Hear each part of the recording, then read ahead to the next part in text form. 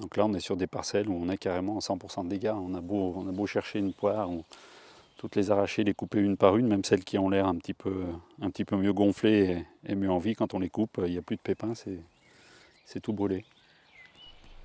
Comme de nombreux producteurs de la Combe de Savoie, Frédéric Bergin a perdu une part importante de sa production, 60%. Dans la nuit du 19 avril, la température atteint les -6 degrés dans les vergers. Les 3 nuits suivantes connaissent aussi des températures négatives. En 4 jours, la moitié de la production de pommes et poires des Pays de Savoie a gelé. On a la taille, on a commencé un petit peu à tout ce qui était protection phytosanitaire de l'arbre. Et du jour au lendemain, en une journée, on voit qu'on perd toute la récolte, donc c'est quand même pas plaisant pour nous. Et à savoir que derrière, il y a quand même nos salariés et toutes les personnes qui travaillent chez nous dans l'entreprise. Et des études donc ont été faites et on s'est aperçu que le risque était tellement important en arboriculture qu'en fait, il n'y a aucun assureur qui y est allé et qui a voulu prendre le risque.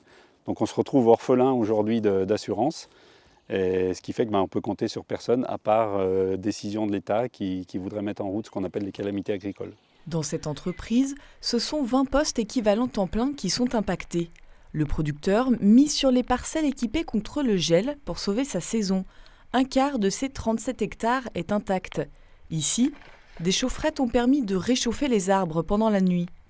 Là, c'est le système d'irrigation qui a protégé les fruits du froid. Dès qu'on voit qu'il va commencer à geler, on met en route de l'arrosage. Si vous regardez un petit peu sur les lignes, vous voyez ici, il y a des petits arroseurs là. C'est ces petits tourniquets noirs qu'on aperçoit. Et en fait, le principe, c'est d'amener de l'eau en permanence.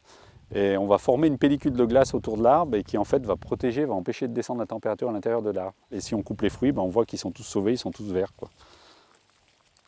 Ils ont grossi, d'ailleurs ils sont beaucoup plus gros que ce qu'on a pu voir avant. Et ici on voit le cœur, il est vert, il n'y a pas de marron, il n'y a pas un fruit qui est abîmé. Toutes les années, même sans être sur une année de grand gel, on a toujours un petit peu de gel. Et on n'a jamais eu de dégâts comme ça. Et c'est vrai que c'est un investissement, mais qui est rentable les années où on a du gel. La collecte des fruits débutera fin août. L'heure des comptes pour les producteurs de pommes et poires de Savoie. Ils sont une petite centaine à vivre de cette activité en Pays de Savoie.